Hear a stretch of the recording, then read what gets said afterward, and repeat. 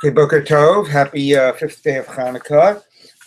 We are on Daf Yutet 19, but we are pick up at the bottom of Yudchet Amud.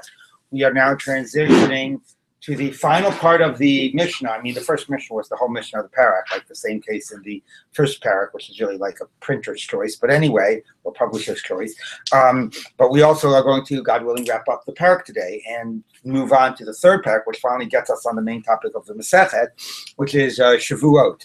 But the last thing is we circle back to the question of or about Tumat Mikdash, and about bringing a korban olav yoreh, a variable value sin offering korban based on your ability to afford it, and you bring that when you the basic shtayim shehin arba is that the Torah says v'ne'elam mimenu v'hu tameh. It was hidden from you and you were tameh. So the simple sense of the pasuk is that you were unaware that you were tameh. You were actually tameh, and then you did something wrong. You entered into the Beit Hamikdash rate of korban. Those are the two scenarios. But the arba is that you were aware that you were tameh, but the other part was hidden from you. It was hidden from you that what you were eating was a korban, or you didn't realize that you were entering into the Beit HaMikdash. Okay, so that's the extra two. But in the Mishnah, Rabbi Akiva rejects that. Rabbi Akiva goes just by the pshat of the pasuk, and he says only to helam tum'ah you're chayv a korban. If it was the other case, you didn't know that you were entering into the Beit HaMikdash, then you do not bring a korban. It's funny, you're not amazed, so you don't get any punishment in the court down here. You're a shogeg, but it's not the shogeg that the Torah is talking about, so you don't bring a korban. Tosfos actually puts out a fascinating suggestion, I don't know if you call it a suggestion, opinion of Rabbeinu Tam, that you don't bring a korban olav yoreh, but you bring a korban chatas, because you still did a sin that you're chayv kares for. But that's not pshat of any Gemara. Okay, the simple thing is somehow this guy falls between the cracks. Okay, he doesn't bring an olav yoreh. That's only for helam tuma. He doesn't get. He wasn't mazed. He'll just have to do tshuva and Yom Kippur and whatever. Okay, so that's Rabbi Akiva. But Rabbi Yishmael disagrees with this, and Rabbi Yishmael is the author of our Mishnah. And Rabbi Yishmael says only either helam tuma or helam mikdash. Now the Mishnah ends before quoting Rabbi Yishmael with the opinion. I mean, actually, before even quoting Rabbi Akiva, it quotes Rabbi Eliezer. Rabbi Eliezer Omer, this is quoting from the Mishnah, Hasheratz v'ne'elam mimenu. Al-helam sheretz chayiv. You're chayiv if you, it says, if you don't know you touched the sheretz, if you don't know you touched the object. Now Rabbi Akiva says something that sounds almost identical. He says, Al-helam tumah, if you don't know you're tameh. So both of them are saying the same point, that the only time you're bringing a korban is if you're not aware that you're tameh. If you're aware you're tameh, you're not aware you're entering the mikdash, you don't bring a korban. So the Gemara wants to know what is the difference between Rabbi Eliezer and Rabbi Akiva. Rabbi Eliezer being Rabbi Akiva's Rebbe. So let's take a look. It is 3 lines before the lines get wide on Yudchet Amud Bet. Rabbi Eliezer Omer Hasheratz v'ne'elam mimenu. My benayu. What's the difference between saying helam tuma, which is what Rabbi Akiva says, and helam sheret, which is what Rabbi Eliezer says? They're both talking about the same thing. So Amar Chizkiah sheretz v'nevela ika benayu. What they're dealing with is that the guy knows he's tameh, but he doesn't know how he became tameh. Did he become tameh because he touched a rodent, or did he become tameh because he touched a carcass of a cow that was not slaughtered properly? So who cares? Nobody cares. But the question is, when the Torah says, when the pasuk in the Torah mentions in detail the types of objects that a person might touch in this context to become tameh. So right there in Vayikra, it says, and so the question is, like, it doesn't, what do we do? It doesn't have the psukim. We have to go with what the psukim say. So the psukim says, oh, never ki diga b'chol davar tamei. Could have ended there. But it says, oh, b'nivlat chayat tmeya, oh, b'nivlat behema tmeya, oh, b'nivlat sheretz tamei, v'ne'elam mimenu. Gives 3 concrete examples. Just so you know. I understand. Well, you know elsewhere what makes you tamei. Go look at the... you might as well only like I don't know, Michael. Anyway, Rabbi Eliezer says, because it's being specific and concrete, it means that what is required is that you initially knew how you became tamei, because remember, you always need yediyah bat chila, and then you forgot. So that's nivlat sheretz tamei v'ne'elam. What has to be ne'elam is not just that you're tamei, but the concrete knowledge of how you became tamei, the specifics of your tumah. That's what Rabbi Eliezer says. So Gemara says, all right, let's read it. Rabbi Eliezer Sava. Okay, sheretz v'nevela sheretz and v'nevela are 2 cases mentioned exactly in the psukim. So you know you're tamei. You don't remember whether it was that you took the sheretz or you touched the nevela, and then you forgot. Remember, you need yidiyah batchila and then halama, then to forget. So Rabbi Eliezer would say that's not legitimate halama. yes, you don't know your tame, but you need to have forgotten that you were this, that you need to have started with a concrete idea. Okay? Rabbi Eliezer Savar B'inyan Adi Yada Ibesheretz Itmei Ibn Avila Itmei. You have to start by knowing whether you became tamei through touching a sheret or an avila, specifically how you became tamei, or whatever was the specific cause.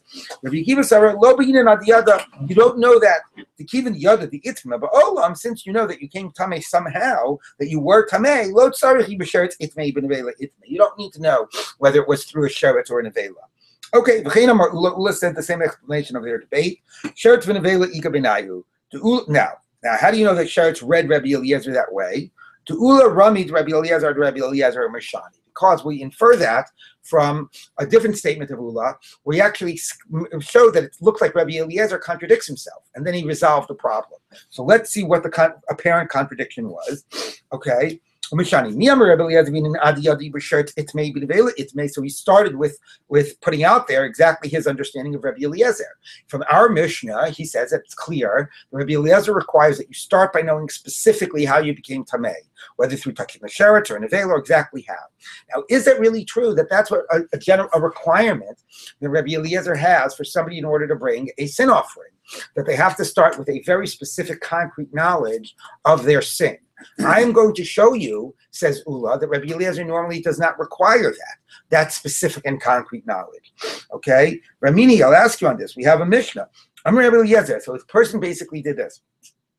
He had in front of him chalev and nosar, right? Two things that you're forbidden to eat, and they're usher, and you get kares for them, right? The fat of an animal, and nosar, a korban that was left over.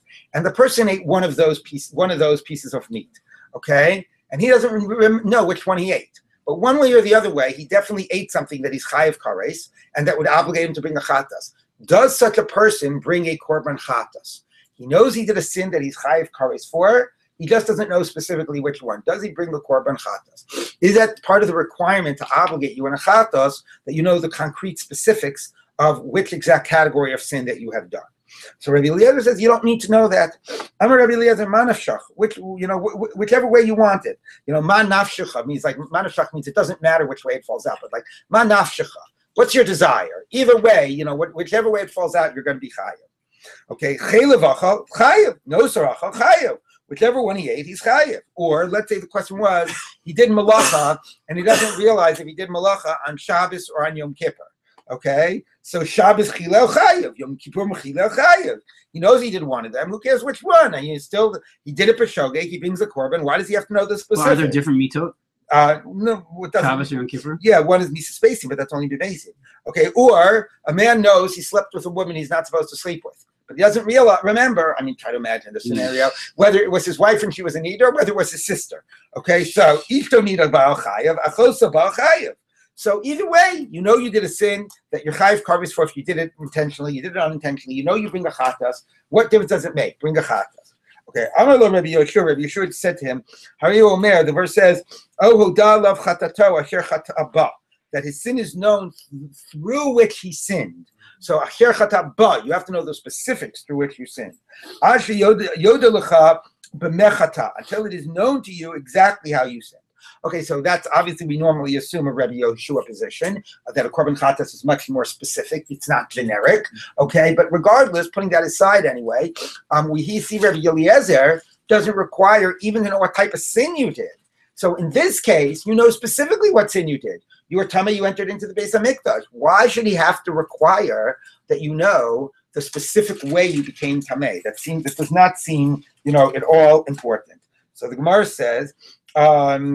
So Ula answers, Umashani, and he answers, Hasam asher chata vehevi. Amarachmana. Bracketing the word ba for a minute, which is Rabbi Yeshua's diuk. The emphasis of the Torah is that you sinned and you bring a korban. But the focus on the korban is the fact that you have sinned.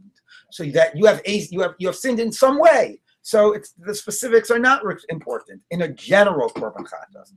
I'm sorry. Hevi amarachmana. Kolshu. However, chata kolshu. However you sinned, it doesn't matter. The focus is you did a sin. you bring a chatas. Hacha nichti ksiv. Here, let's take a look. It says b'chol davar tamei. It says if somebody touches a tamei object. As I was saying a minute ago, why did it need to give me the specifics? I know how people become tamei. Oh, b'nivlat sheretz tamei lamali. Why did it have to say or this way or this way or this way? Who cares? Shmami nabina nadiyada ibn sheretz it may even avail it may. The fact that the Torah is being very specific and concrete here, and it's completely superfluous, tells you need to know exactly how you become tamei. Now that explains why there's a difference based on the psukim. It doesn't explain the logic of the difference, right? I mean, again, I think what you see is what we've been seeing from the beginning is the high degree of specificity that the Torah has, or certainly through the Gemara's lens that the Torah has, of dealing with the sins of Tumat Mikdash. You know, this Korban on Yom Kippur does this part of it, this Korban on Yom Kippur does this Regalim does this Chodesh does this, but all these different things to deal with Tumat Mikdash. So here too, like it's just like, you know, some type of generic thing is not enough. We don't deal with generics here. We deal with specifics. Maybe it's sort of like the pasuk we quoted at the end of the day yesterday. Like, you know, the whole idea of Tumat Mikdash is that it requires a high degree of, you know, vigilance and discernment and so on. So maybe that's why we're being so specific. But anyway, he's not interested in that. He's not writing Tamei HaMitzvos. He's just telling you legally it's based on the fact that the pasuk was very specific here. What you see is that he explains that Rabbi Eliezer's debate with Rabbi Akiva is that Rabbi Eliezer requires the specific knowledge of how you became Tamei. First Charlie, and then so I know I touched a dead animal carcass. I just don't know whether it qualifies as a sheretz or not. That's a different kind of. That's a different discussion earlier in the Gemara, which goes with EDS-based Rabbo and so on. Yeah. Right, so that was like a different discussion. Yeah. The difference, Yom Kippur is going to atone or cleanse all of the tumot, right? That. Yes. You know, so you know that there's a couple. Yeah, but not this one, because well, that's an interesting question. You know, like if this one doesn't fall within the specifics here, does it get caught in Yom Kippur? Because Yom Kippur is only Yediyah B'tchila, not Yediyah B'sof, whatever. It's like this case where it actually was exactly the right parameters of like Yediyah B'tchila, Helamein time, Yediyah B'sof, but it was some technical problem, right? So that's unclear. That's similar to, you know, Rabbeinu Tom's point about what do you do for Rabbi Akiva and Rabbi Eliezer if somebody didn't know it was a Beis HaMikdash and they knew that they were Tamei, right? So there also isn't being covered by any of the things. So where's that covered? You know, so there's no specific answer to that. That's why Rabbeinu Tom says maybe you bring a normal chatas in that case. Okay, so now the Gemara says like Rabbi Akiva, and Rabbi Akiva would answer back because Rabbi Akiva says you don't need to know the specifics. So top of Yoter Amud Aleph. I need to buy the michta behema b'chaya, since it had to say, or you touch like a dead behema or a dead chaya, whatever. And the reason for that we discussed in an earlier Gemara. I don't want to go over that again. Anyway, because there is something we learn out from some of the concrete specifics of the psukim. Look at Rabbi to teach me the teaching of Rabbi, which we dealt with about 12 dapim ago. Ksiv nami sheretz. We also teach carrots. Kedatana debei Rabbi Shmuel. Kol parsha shenemra v'nishnis lo nishnis ela b'shvil davar shenis charish ba. If something is repeated, it could be that the whole thing is repeated just to tell you one new halacha. Okay, so here too, it basically says, fine, it didn't have to give you all the specifics, but some of the specifics were teaching you something, and that's why it gave you them. So that's the debate of Rabbi Akiva and Rabbi Eliezer, whether you need to know the specific thing in which you became Tamei, but both of them agree you only bring this Korban if you forgot that you were Tamei. If you forgot that it was Mikdash, you would not bring Korban, according to Rabbi Akiva and Rabbi Eliezer. And Rabbi Shmuel, who's the author of the idea of Shnaim Shem Arba, says you would bring a Korban whether what you forgot was the Tumah, whether what you forgot was the Mikdash and the Korbanot. Okay, now the one says like this: Rabbi Eliezer, hi ba my avilei. Now going back to the debate of Rabbi Eliezer and Rabbi Yehoshua about you don't know if you ate chalev or you ate dam, right? So Rabbi Yehoshua says what we always assume, that you need to know the specific sin that you did. That's the asher chet ba, that you sinned therein, like with that specific sin. So Rabbi Eliezer, who does not use the word ba to tell you that, he says it's enough that you sinned. Okay, what does he do with the word ba? Rabbi Eliezer, hai ba my avilei, prat limita's sake, to exclude the case when you are doing something just like completely incidentally. Okay, now what does that mean? So a classic example is, like, this is always an interesting line of where's the difference between shogeg and misasek. Shogeg is you sort of know very specifically what you are doing, but you are unaware of important facts. You're unaware that the act is forbidden. You're unaware that the things that you're eating is chaylev. You're unaware that you are tameh. You are unaware that you are entering into the Beis Hamikdash. That's shogeg. You know the physical action you're doing, but you're unaware of relevant facts that tell you that it would be a sin, and otherwise you wouldn't be doing it. That's when you bring a korban. What's mitasek when you don't bring a korban? So one example of mitasek, the example I like giving in general of mitasek is that you're just like walking somewhere and accidentally you bump into a light switch and you turn on the light. Okay, so there was like the action that you did was completely incidental to the act that you were trying to do, and there wasn't even an awareness that that might have happened. It was like a slip. Okay, but that's different than Eino Mitkavein. A classic case in the Gemara of Eino Mitkavein is that you're, let's say, dragging a chair across a garden, and it's making a furrow. And you weren't intending for it to make a furrow, and it might not even definitely have made a furrow. There's a debate: are you allowed to do it if it will possibly make it and possibly not make it? But at least in that case, if you had been paying attention, you would have been aware that the chair could have possibly been making a furrow. That's like an Eino Mitkavein. Mitasek is like completely different. Mitasek is almost like you're oblivious to the possibility, and it just happened in passing. Another good example about mitasek is you're walking down the street, and all of a sudden, it's pretty similar to my light switch example. You're walking down the street, and all of a sudden, the street lamps go on because they were electric eye, and you didn't realize that they were electric eye. Now, if you realize that there's an electric eye in the street, and you're still walking down, then that's possibly different. Anyway, Rashi's example of mitasek, or a Gemara's example of mitasek is, let's say I'm trying, there's different degrees, but let's say I'm trying to pick this apple. I see a tomato on the ground, and I think that it's no longer growing, and I'm just trying to pick it up off the ground, and I didn't realize that it was still attached to the vine. And as I'm picking it up off of the ground, I pluck it off of the vine. Okay, so there it's like and it's Shabbos, so I have obviously Tar Malacha. Okay, so there it's like there, some of these things get to be a little bit of a question. Is that shogeg? You could say I did the physical act I wanted to do. I picked the tomato off the ground. So maybe it's a shogeg. I didn't realize that by picking it, I would be plucking a tomato off a vine. Or could you say, no, that's mitasek? Because the act I wanted to do was an act of picking something off the ground, not an act of plucking something off a vine, right? So that's like an issue. That's an interesting debate. You call that mitasek. A more obvious case is there actually is a tomato that's off the vine on the ground. I bend down to pick it, but I'm so involved in my conversation there with Hanan that accidentally my hand goes to the tomato next to it, which is attached to the vine, and I pick that tomato off. That's a case where I slip and do something. The actual act I do is a physically different act than the one I wanted to do. Okay, all of those are cases of mitasek. So the point is, by mitasek, the basic rule is that it's not, the act is not associated with you. By a shogeg, it's your action. You just were not fully at fault to the fact that it was a violation. Because you weren't aware of certain facts or certain laws, you were violating, and you were unwittingly violating. But still, it's your act that you've done, but you're unwittingly doing a violation.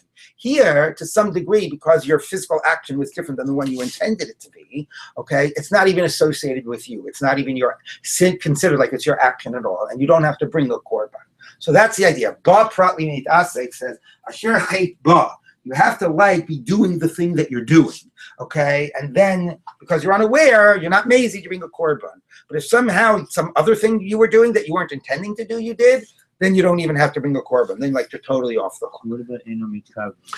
Eino Mitkavein is a case where you're aware that something might result from your action, but you're not intending it. Or maybe you're not consciously aware. But if I would stop and tell you, hey, David, what do you think is going to happen if you're drawing that chair, you're dragging that chair across the garden? Do you think something could happen? You say, yeah, well, it's possible. I guess that a furrow could be made or whatever. So right? you need to bring No, you don't bring a korban. No, by Eino Mitkavein is debated. We basically rule that Eino Mitkavein you're allowed to do if you if it's not definitely going to result from it. According to the opinion that says that you're not allowed to do an Eino Mitkavein, I have to remind myself. I think he says that it's usher to do, but whether he would say that if when you drag the chair, the furrow did get made, would that mean that you're chayav a korban?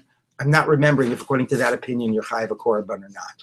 But we definitely, anyway, but there's an opinion that says you're certainly not allowed to do it l'chatchila.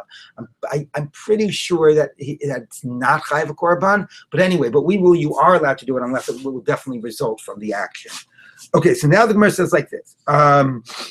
You mean if you realize that this might cause the furrow. But if it won't definitely cause it, Right. but you realize it might, so we actually are rule that you're allowed to do it. Oh, Okay, but there's an opinion that you're not allowed. But even the opinion that you're not allowed, if it winds up causing the furrow, I'm pretty sure he would not say you bring a korban. But I have to double check that. But we rule that unless it definitely will result from it, you're allowed to do it. Okay, that has to do with the whole question of are you allowed to use the hot water in your building on Shabbos if you live in a apartment building? Because the reason you're not, the problem of using the hot water in a building is you're not heating up that water. That water is already heated. The point is that it takes water out of the hot water heater and it brings in cold water. And depending on the various circumstances, the bringing in of that cold water might get, if the remaining water is hot enough, the bringing in that cold water will cook the cold water that's coming in, or it might also trigger the fire to go on because of the change of temperature. So the question is, okay, maybe it will, maybe it won't. You don't know what it will do. So therefore, it all depends on the current state of the hot water heater. So some people want to say, oh, eino mitkaven, so it's mutter. It won't definitely happen. Others say, and now I'm totally digressing, but I'll just say, others say, no, it either definitely will happen or definitely won't happen. You just don't know the specifics of the circumstances right now. If you were to go to the superintendent and go into the basement and get a reading of that thing, you would know 100%, either 100% will happen or 100% won't happen. So there, it's like all the information is there about whether it will or won't happen. You're just ignorant of that information. So is that considered eino mitkaven? So All right. Anyway, yeah. You definitely don't make a furrow. You still don't bring a korban. No, if you definitely don't make safara and you would do it, then that would be an interesting question about whether you would even be considered to be amazed or like whatever. Wouldn't you be amazed? You wouldn't be high. No, maybe not, because they're probably lefashim trichel gufa, but it's complicated. Okay. Anyway, yeah. All right. So now the Gemara says like this. Okay, but anyway, so that was that 2 words probably mitasek, but Tosos gets uses as an opportunity to discuss mitasek, so I decided I would as well. Okay, so the Gemara says like this: Rabbi Yochanan Amar Mashmos Dorshan Ika Benayu. Back to the debate of Rabbi Akiva and Rabbi Eliezer. What difference does it make whether you say that you have to have helam tuma or helam sheretz? Okay, so he says no, they're really not debating. They both agree. Even Rabbi Eliezer isn't saying you have to concretely know how you became tameh. So they're really saying the exact same thing. You're only chayiv if you don't know you were tameh. You're not chayiv a korban if you don't know you entered into the base of mikdash. So why does one frame it one way and one frame it the other way? So it's mashmos dorshim, which just means they're just disagreeing which part of the pasuk you get it from. They're not disagreeing with the halacha. Rabbi Akiva learned it from the pasuk where it says v'hu tameh v'ne'elam mimenu v'hu tameh. He focuses on the word tameh, and Rabbi Eliezer focuses on the word sheretz. But they both really exactly agree to the halacha. Mashmos dorshim ika b'nayu. V'chein amar Sheshes mashmos dorshim ika b'nayu. Sheshes machlif. Because Rabbi Yeshua says sometimes when he would tell over this Mishnah, he would sometimes just reverse who said which, Rabbi Eliezer and Rabbi Akiva, because it doesn't really matter. They're both saying the exact same thing. Machlit Rabbi Eliezer, Rabbi Akiva, Rabbi Eliezer. Just to maybe he did it intentionally to show that they're not really disagreeing, or maybe he really didn't even bother figuring out who said what, because they're saying the exact same point. They're just running out from different words of the psukim. Okay, now, Rava Mirav Nachman. Rava asked Rav Nachman the following question. According to Rabbi Akiva and Rabbi Eliezer, you're only being a korban if you forgot your tameh, not if you forgot the mikdash. Helam zev zeb mahu. Let's say you forgot both. You forgot you were tameh and you forgot that this was a korban. So do we say? I mean, you still transgress the part you're higher for. Well, that's the question. Do we say that? Oh, that the specifics, once they're being so arbitrary. I mean, so, they're saying it's not enough that you're sinning in ignorance. It has to be a specific type of an ignorance, right? So if you're distinguishing between tumah that you're not knowing your tameh and not knowing that this is a korban, so do we say that as soon as that it's only not knowing your tameh and at the same time being aware that this is a korban? Or do we say, that not knowing your tameh is the sufficient cause? It's not that it's specifically that configuration. Okay, so what do we say? Amalei harei helam tu Rabbi Yada. So the first answer is Michael's answer. Okay, you have all they required was that you not know you tameh. They didn't say they required that you're aware that it be a korban, right? They just said be ignorant of a korban is not sufficient or is not relevant. But as long as you're not aware you're tameh, that's the requirement. Then you bring a korban. Harei helam tu Rabbi Yada v'chayav. Someone says ad rabba. I'll say the opposite. Maybe they're saying if you don't know that it's the mikdash, that's sufficient to say you don't bring a korban. Okay. So the Gemara says, Amalei Ravina Ravashi. So Ravina said to Ravashi, I'm sorry, I skipped a line. So the Gemara, Ravashi chazina. So let's assess the situation. Imi tuma kaparish, hare helam tuma biyada v'chayav. Imi mikdash kaparish, hare helam mikdash biyada upater. He says, let's ask the guy. Let's say to him, hey, Michael. Now, of course, there's an interesting question how to read this, but I'll give the first version. Hey, Michael, if somebody told you, right, so you were completely ignorant that you were both, and you went ahead and you ate this korban. And I say, Michael, thinking back into your state of mind an hour ago, before you ate it, if somebody had told you you were tamei, would you have realized, oh my gosh, I'm tamei? That means that, oh, right, this is a korban. I better not eat this. Okay, would that have been enough to trigger for you all the awareness to make you aware, and you would therefore not have eaten? If so, then the key thing that you forgot was the fact you were tamei. Because had you remembered that, it would have triggered your memory of these other things. You sort of get that, right? If you're aware you're tamei, then you sort of think about the implications of that, and that would have triggered your memories. Now, let's say I say to you, hey, Michael, if somebody would have said to you, hey, that's a korban, would that have triggered your memory that you're tamei? So he says, if A would have triggered your memory of B, then it shows that A is the key thing you forgot. If B would have triggered your memory of A, it shows B is the key thing that you forgot. Now, the responses to that could be, 1 minute. First of all, there could be a scenario where neither would have triggered either memory. And there could be a scenario where A would have triggered B and B would have triggered A. Especially, it depends the context in which I said that to Michael. I said, Michael, what are you doing? You're tamei. It says, who cares? Oh, this must be a korban, right? And a little bit might depend on the way in which I'm alerting you to the fact that you're tamei. So anyway, but let's say A would have triggered B and B would have triggered A. It still doesn't get to decide which is the fundamental one, okay? But anyway, but maybe what Ravashi is saying is, in a case where one would have triggered the other and not the reverse, then the one that would have triggered the other is the primary thing you forgot, and that's the one in which we say will determine whether or not you bring a korban or not. So let's read that again. Ravashi chazina, we take a look. If saying that your tummy would have made you separate, and because it would have made you remember that it's a korban, so fundamentally, what we're dealing with here is forgetting that you're tamei, the chayiv, and you're chayiv. If telling you that this was the base of mikdash or korban would have been enough to make you separate, the fundamental thing you forgot was that it was a base of mikdash, upater, and then you'd be exempt. Ravina said back to Ravashi, 1 minute. At the end of the day, the reality is, who cares what would have triggered what? He forgot both, right? The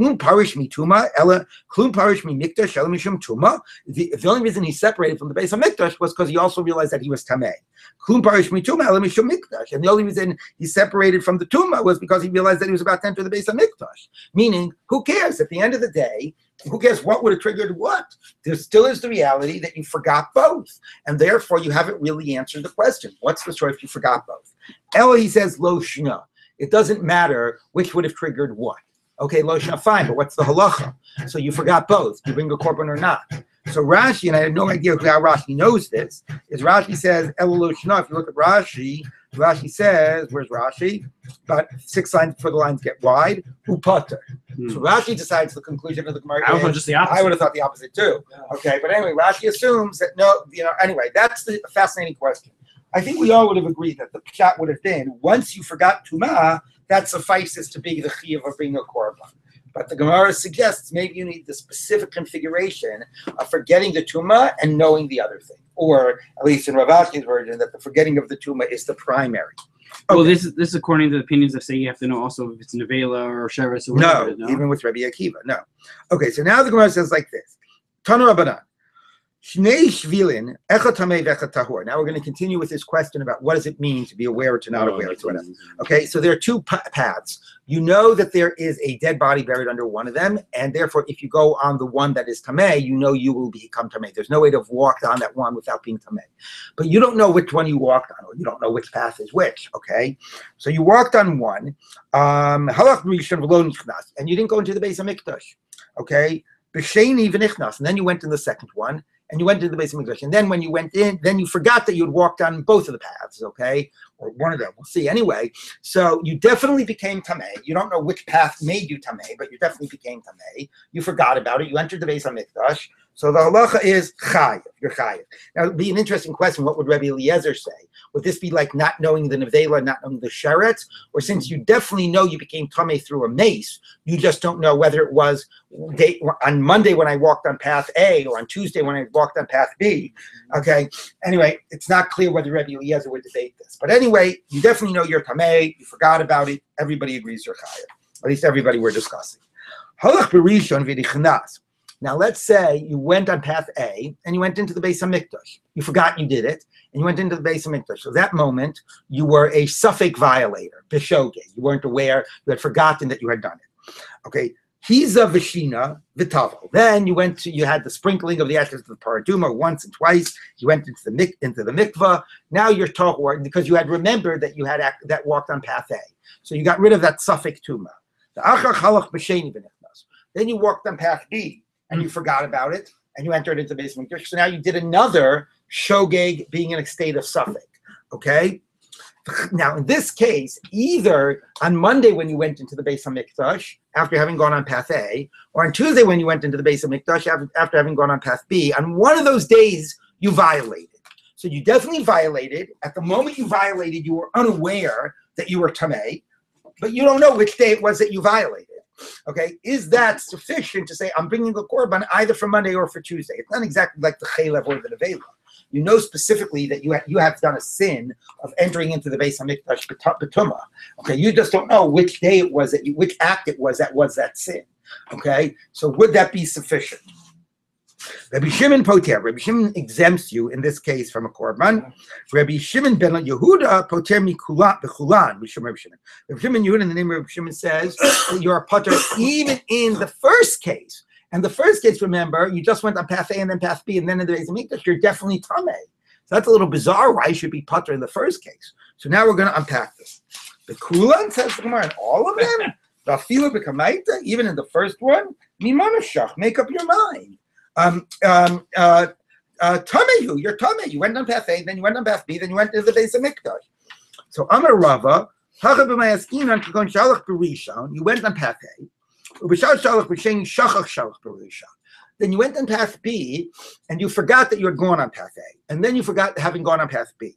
Okay, meaning at no point were you aware that you were definitely tamei. Okay. I went on path A on Monday, I went on path B on Tuesday, and I went into the Beis HaMikdash on Wednesday. On Wednesday, I was 100% tamei, no question. But at no point was I ever aware that I was vadei tamei. After having gone on path A, I was aware I was suffix tamei. Then I forgot I went on path A. I went on path B, so I was aware I was suffix tamei because I remembered that I'd gone on path B, but I had not remembered path A. So I only remembered at any given time that I was suffix tamei. Then I forgot that, and then I went into Beis HaMikdash. Okay, so you were aware that you were suffix tamei, but you actually were vadei tamei. Is that considered enough of an awareness to say you knew and then you forgot? Okay. You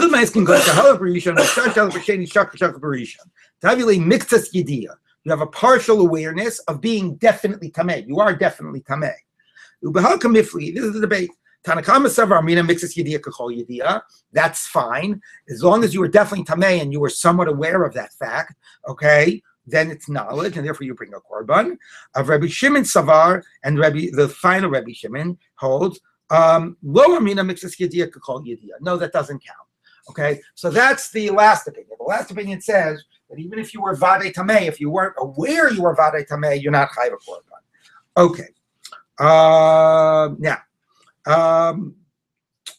halach b'rishon. Now going back, that was the case. That was the more extreme case that you went on both paths, and even so, somebody would say you're exempt because even though you were vadei tamei, you weren't aware you were vadei tamei. You only were suffix tamei. Now, how about the earlier debate about going on path A and forgetting going to the Beis HaMikdash, going on path B, forgetting and going to the Beis HaMikdash, where one of those days you sinned, but we don't even know which day you sinned. Okay, so in that case, is that sufficient to bring a korban? So let's go back to that. Halach b'rishon v'nichnas. He's a v'shina v'tava v'chazer v'halach b'sheni v'nichnas. Chayev. So the Tanna Kama says in that case, you are chayev. At the end of the day, okay, you were aware and you forgot, although it was only aware and forgot of suffix. But if you combine the two cases, in one of them, you actually did the sin. Okay, so even though at no point were you vadai tameh, that doesn't matter. We can combine the two and say in one of those cases you have to bring a korban. Okay, so Rabbi Shimon. So the Gemara says Rabbi Shimon poter v'amai chayav safek yediyahu. Why are you chayav according to the first opinion? Okay, according to the first case, you know any particular day you are not definitely tameh. So that's the Gemara saying is that should not be a sufficient state of like, oh, you were aware you were tameh. Right? It's one thing to say you were somewhat aware. The reality was you were vadai tameh and you were somewhat aware. That's one thing. But in these cases, on any given day, you were suffik tameh. Why is that enough of a knowledge and an awareness to be mechayiv you a korban? So Amar Rabbi Yochanan, kan asu suffik yediyah ki yediyah. Yeah, you're right. Here it's true. The whole thing was only a suffik at the time, but that's enough. Now he doesn't say why it's enough. Kan asu, like here it's an exception. We'll see when we get to the bottom of the daf why this is an exception. So he says, yeah, I understand the problem. Here, even when you were sinning, you weren't definitely sinning. It's only when you combine Monday and Tuesday. Okay, but nevertheless, that's enough here. No, this doesn't count as being aware. Being aware, when even had you known everything, you only would have known that it was a suffix. That's not being aware. This is Rabbi Yishmael. Rabbi Yishmael doesn't require that you be aware at the beginning. For Rabbi Yishmael, you could have been ignorant all along, and then at the end, when you become aware, you're chayav. So here, it doesn't matter what state of awareness you had. At the end, you were aware, oh, Monday or Tuesday, I went to the Beis Hamikdash, I was tameh. That's enough to bring a korban. Now, where does Rabbi Yishmael say that? Interestingly, Rabbi Yishmael doesn't explicitly say that. But since the pasuk says, to remind you, the pasuk says the word v'net elam twice. V'net elam imenu hu tameh v'Hashem, or whatever, v'net elam imenu. So it says v'net elam, v'net elam. So what Rabbi Akiva does is, Rabbi Akiva says the first right, v'hu tameh. Rabbi Akiva says the first v'net elam tells you only tuma, only helam tuma. Okay, you're not chayiv if it's helam mikdash. And the second one tells you, the second v'helam tells you that you need yidiyah batchila. Okay, it's not enough to be completely ignorant from beginning to sof. You have to first know and then forget. That's what the two v'net elam tells you. Rabbi Yishmael says v'net elam is helam tumah, and the second v'net elam is helam mikdash, okay, or kodesh or whatever, korban. Okay, and that's when you get the two that are four. You can either forget tumah or forget mikdash. But for him, there's no extra v'net elam. So for him, you could have been ignorant from the very beginning. You didn't need to be aware and then forget.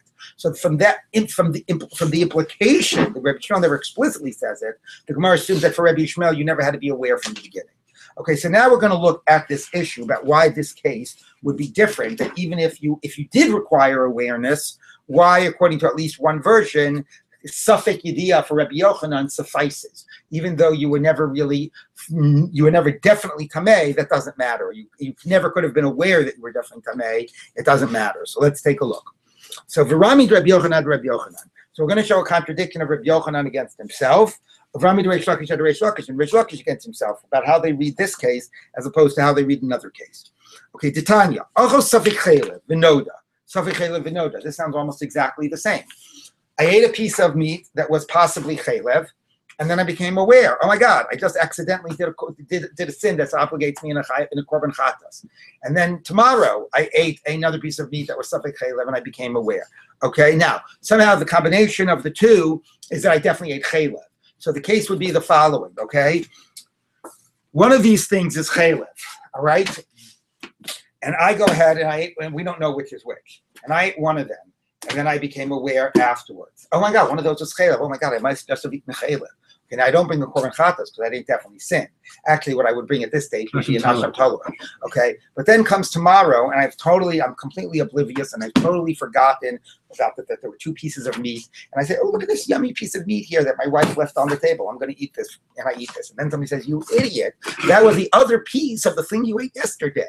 So it says, oh my God. So now, definitely, either yesterday or today, I ate chaylev. Okay, but at no state do I know like which piece of meat it was, right?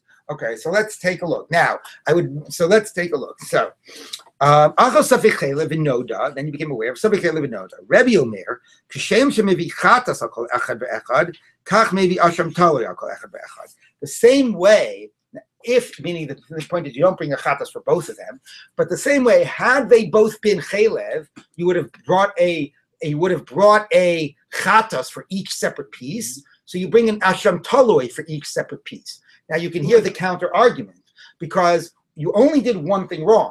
You did two acts that were suffix isser, but there was only one isser to be done. But Rabbi says it doesn't matter. Okay, you did one act of you doing a suffix isser, one asham taloi, another act, another asham taloi. Even though it sounds like almost a double jeopardy. Yeah, even though there's only one piece of chaylev between them. That's what Rabbi says. Okay. Rabbi Shimon ben Yehuda, Rabbi Eliezer, Rabbi Shimon, Rabbi Shimon, Eino maybe el asham taloi echad. No, you only bring one asham taloi. Shenema ashigaso asher shagag, hator ribso shkagos harbei v'asham taloi echad. It says on the errors that you did, the Torah says that there are many shkagot, many types of mistakes you could do, and only bring one asham taloi. Now it actually seems that they're saying even a more radical thing. The case I gave you was an easier case. It seems like they're saying like it could have been 10 different scenarios with 10 different, mix-ups of pieces of meat. Right? One day Michael had 2 pieces of meat in his house, one was chayv, the next day Hanan in his house. Anyway, they say it doesn't matter. The idea that you bring a separate korban for every sin is only for when you definitely sinned. An asham taloi, which is a doubtful sin, presumably they don't have to be the same. These are chaylev, not different isurim. But if they're all the same genre of sin, one asham taloi suffices for all of your various doubtful sins that you've done within that genre. That seems to be what they're saying. Let's see what the Gemara does with this. Okay. So the Gemara says like this. Okay. The Amarei Shlakish, Kan Shana Rebbe, here Rebbe taught, Yediot Tzveikot Mitchalchot L'Chataot, that doubtful awarenesses divide for different sin offerings. Meaning, the way he's understanding Rebbe is the following, okay? Is that, let's take the following scenario, right? Let's say, here's a piece of definite chaylev, and another piece of definite chaylev, and this guy is going ahead. I just know. I wanted to draw a big mouth, and I drew a big nose. Okay. Anyway, whatever. Here's the guy. Okay. Anyway, he's going ahead and he's eating them. Okay, and he eats both pieces. How many korbanot does he bring? So that's the classic example of eating two pieces of chaylev 1 minute, behelam echad. If it's in one state of not being aware of what he's doing, he brings one korban. If he's aware in the middle, because I guess I'll draw a little light bulb. Okay. Does this look like a light bulb? Anyway, I don't know what it looks like. There's a coil in the middle. Okay, if he becomes aware in the middle that he's doing an isser, and then he forgets again, he brings 2 korbanot. That could be a nice drumstick. Now, what if, that's okay. What if he became aware, not that he definitely ate chaylev, but somehow in the middle, he has, oh my God, I might have eaten chaylev. He did eat chaylev, but he doesn't go, I might have. Would that be enough? Or let's take a better case. Let's say that this was suffix chaylev, this was suffix chaylev. In the middle, he becomes aware, oh my God, I just ate suffix chaylev. And then here, later, he becomes aware they were both chaylev. Okay? So, what separated it was an awareness that he was eating suffix chaylev. Okay? Would that be enough to say it was 2 separate acts and he brings 2 korbanot? Or would that only be enough to say that it was, or would you still say, or would you say, no, since he wasn't aware he was eating definite chaylev, even though it turned out in hindsight that he was, since he wasn't aware at the time he was eating definite chaylev, did not divide it into 2 separate acts. So that's the kafek, whether yediat safek is it mitchalek? Does it divide it into 2 separate acts? Okay, so now that's a question for in the scenario we became aware that they were whatever. Then the question here is, how many chatases do you bring? Okay, right. We don't bring asham tola because then at some point, because you realize already. If you become aware, then the question is 1 or 2 chatases. But here's another scenario: you still don't know. You still don't know. So then the question. Wait. So what did you become aware of? That it was suffix, but you still don't know whether it definitely was. And then you ate the other one. So then the question is 1 or 2 asham talois. Okay. Now Rabbi said that you bring 2 asham talois.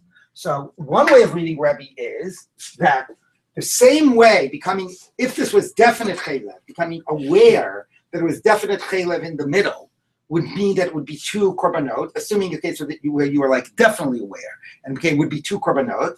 So when it is safek chaylev and you become safek aware, you bring 2 asham talois. That's the easiest way of reading Rebbe, right? It's by analogy. If it's varei chaylev and you become varei aware, it's two sin offerings. If it's safek chaylev and you become safek aware, it's 2 asham talois.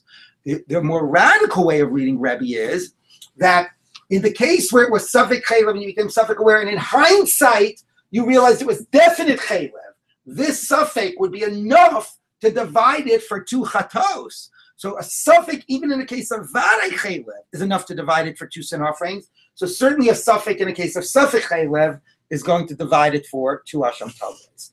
Okay, so let's read that. So the Gemara says like this.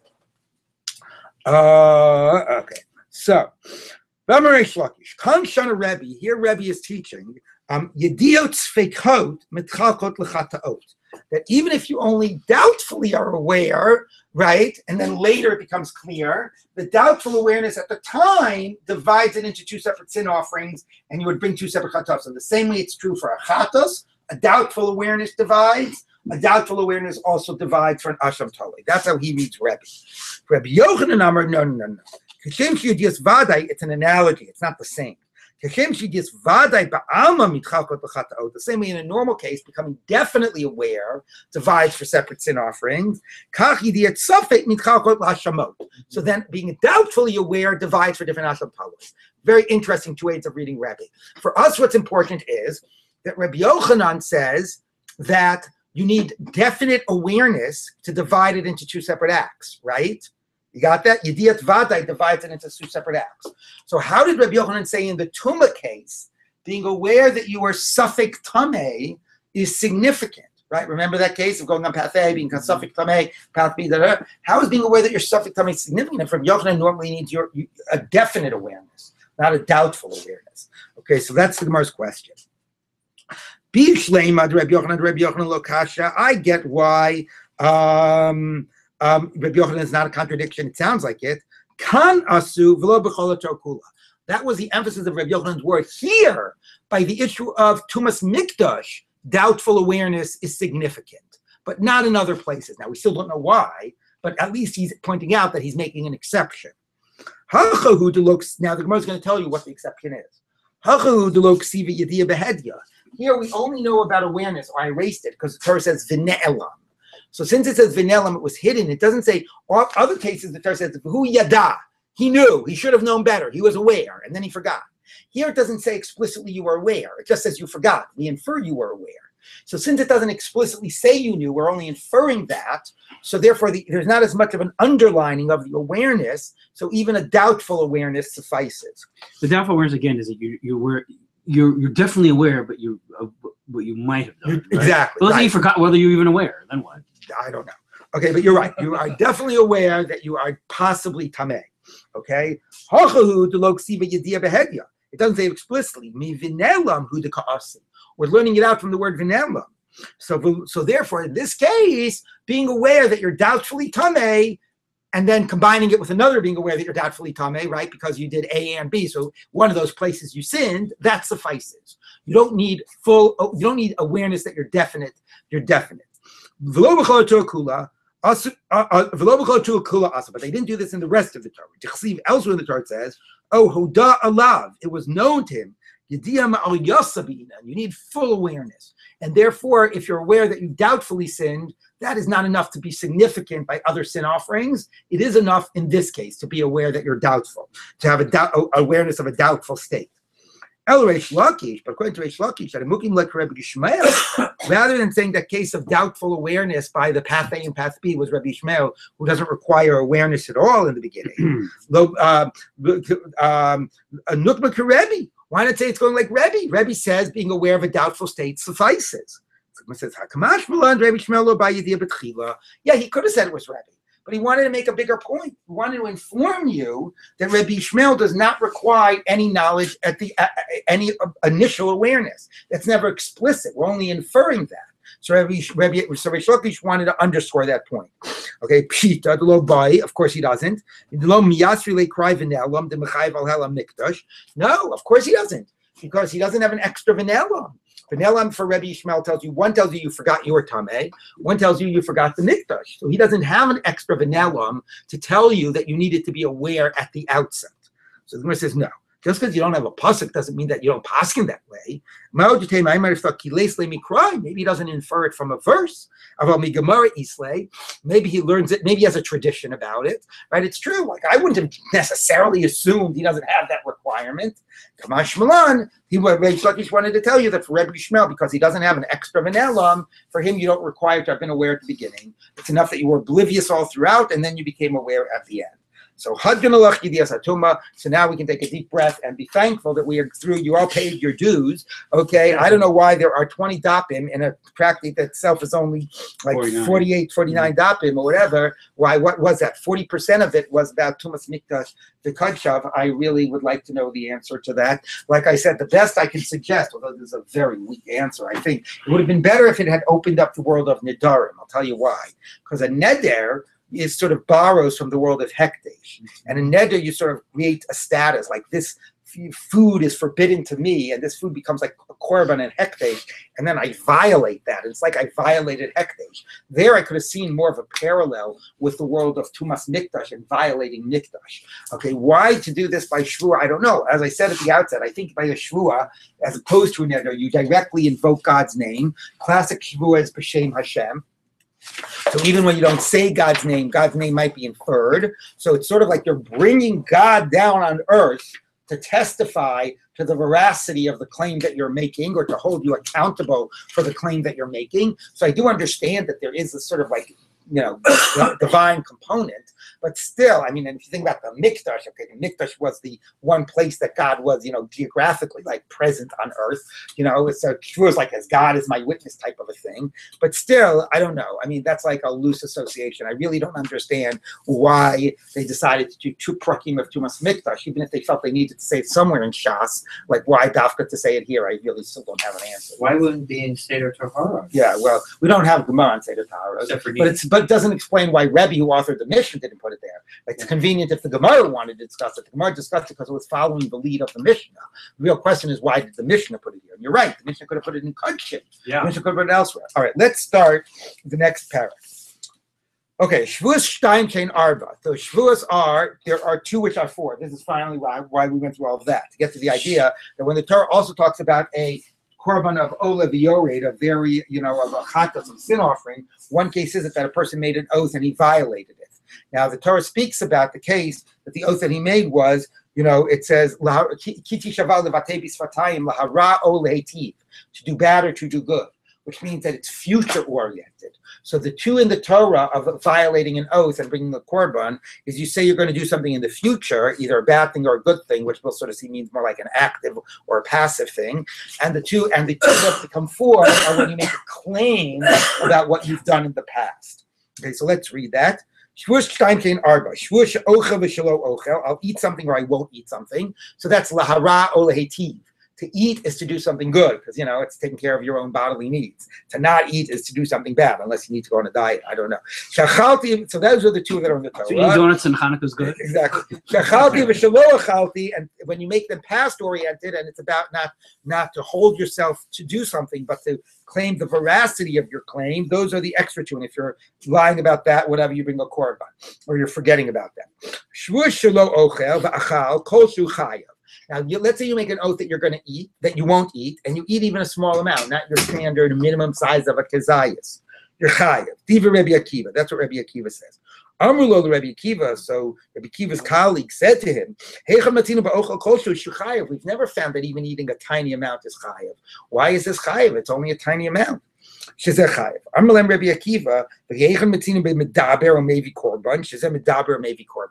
When did you ever find somebody? So presumably here chayav doesn't mean chayav in lashes. And by the way, the context, as we've been seeing from the beginning of the Masechet, is bringing a korban. Okay, so Rabbi Akiva says, but when do you ever bring a korban for a speech act? So since you're bringing a korban for a speech act, therefore, you also do a kol shehu. Now, what is the relationship between a speech act and a korban and a kol shehu?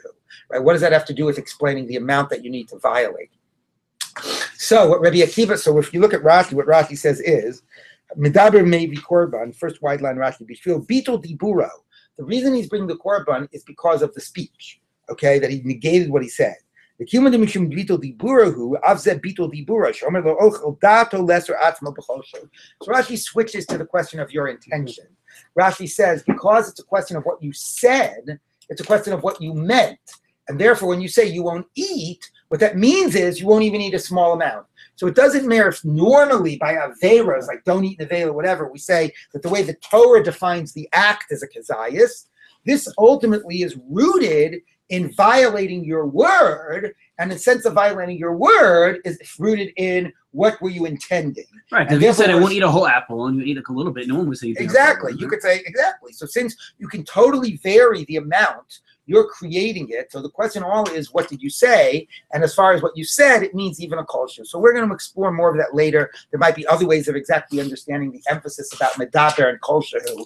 Okay, but that's sort of the emphasis of the Mishnah. We will pick up with the first Gemara on this tomorrow. You're going to be here for the season, right? I'll be here for the